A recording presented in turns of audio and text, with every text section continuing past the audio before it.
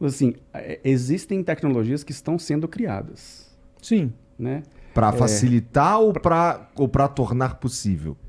Tanto para tornar possível quanto para facilitar. Todos os ramos, vamos falar de engenharia no geral, tudo vem, as pesquisas que andam são para ajudar, para facilitar. Isso aqui já é feito, mas como é que a gente pode melhorar aquilo que tem hoje? E olha, isso aqui a gente não consegue fazer de jeito nenhum. Como é que a gente pode tornar isso possível? Então, existem ramos de pesquisa que a gente consegue abordar os dois nichos, né, as duas linhas de pensamento. Só que, assim, tudo depende. Olha, eu tenho um problema. Como é que eu vou solucionar? Aí que sim que entra os campos de pesquisa. Você vê muito isso em universidade, que é, por exemplo, você pega mestrados, doutorados e tudo mais, que você tem um problema e você quer resolver, né? Vamos tirar um pouco da parte de pesquisa mais teórica, pegar um pouco mais da parte de pesquisa funcional, né? Você consegue, literalmente, pesquisar e melhorar alguns pontos. Você vê, por exemplo, isso em solda, né? Os tipos de solda, como que você vai fazer e tudo mais. Então, você melhora as coisas. E se a gente fosse falar dos materiais básicos que a gente usa para, sei lá, para levantar um prédio, qualquer coisa assim. A gente tá falando, sei lá, de cimento, estamos falando de tijolo, estamos falando de aço, estamos falando disso aí tudo. Nesse ponto, a gente já usa o que existe de melhor. Bem, vamos lá. No Brasil... Não, mas assim... O que eu quero dizer assim, vamos lá, cimento não dá pra gente substituir o cimento. Dá. Exemplo. Cuspe. Não, já teve gente que já pensou em fazer isso, já, inclusive. Cara, um exemplo, concreto. Concreto, você tem uma mistura de cimento, areia, brita e água. Você fez concreto. Aí, nessa divisão de concreto, você tem o concreto armado, que é o quê? Você vai fazer concreto e vai meter aço lá dentro, né? É o que você levanta as estruturas de uma casa e tudo mais. O aço que está dentro desse concreto já tem pesquisa para usar...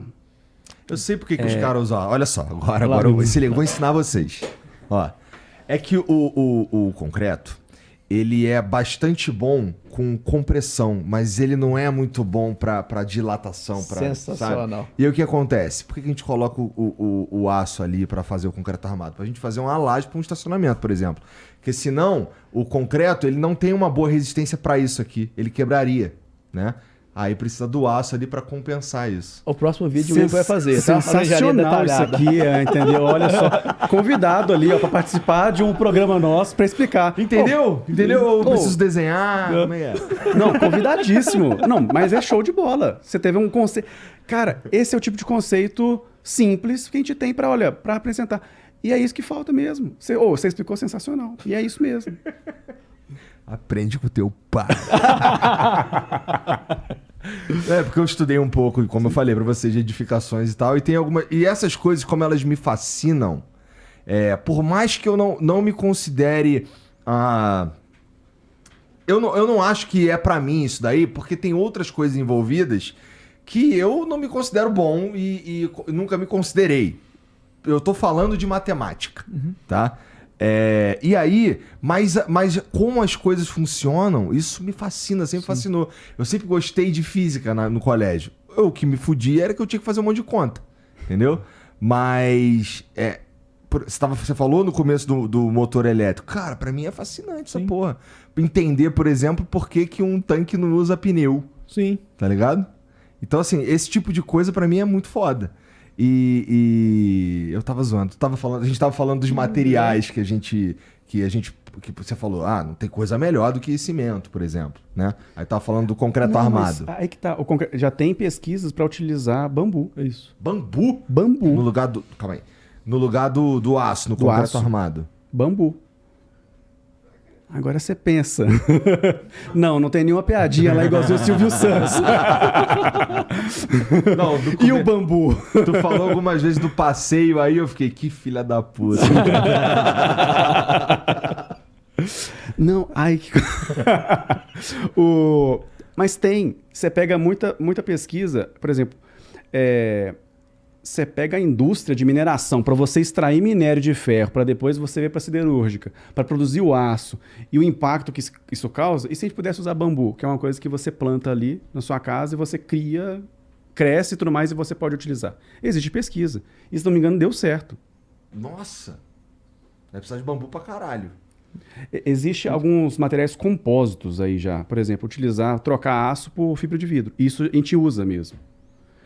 Por exemplo, eu trabalhei numa empresa onde ela fazia Mas a é uma parte de... opção ao aço ou funciona melhor com a fibra de vidro? Depende. Exemplo. É o que eu estou falando. Na empresa que eu trabalhei, ela era um ambiente ácido. Então, por exemplo, você tinha tanques de ácido sulfúrico. Tá. E é a produção mesmo da empresa. Então, o que acontecia lá?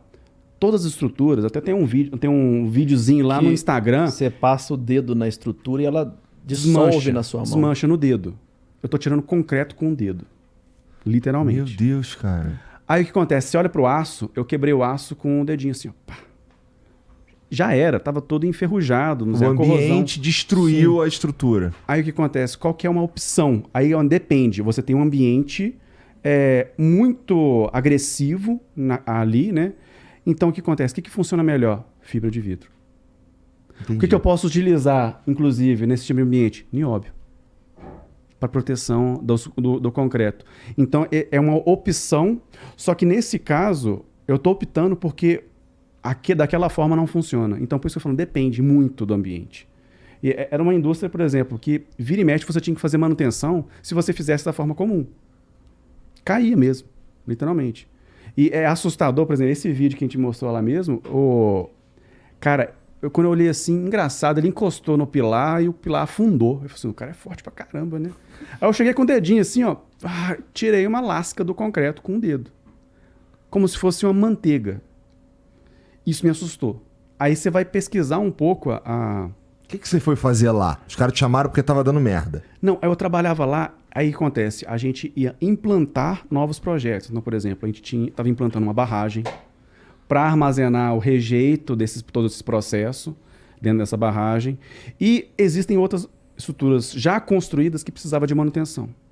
Então, quando a gente batia, um dos projetos era, vamos revitalizar essa estrutura. O que a gente precisa fazer? Aí, a gente tem um problema. Tá caindo, tá dando problema. O que a gente precisa fazer para solucionar?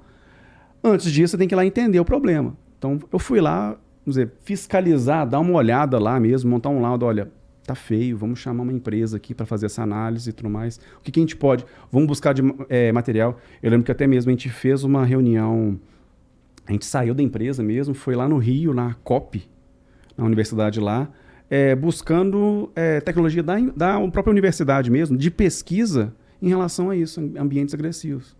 Então, que tá, existe pesquisa, então a gente busca soluções aonde tem. Tô entendendo. Então pode ser que essas pesquisas aí acabem indicando que o material X é melhor do que o Y. Sim.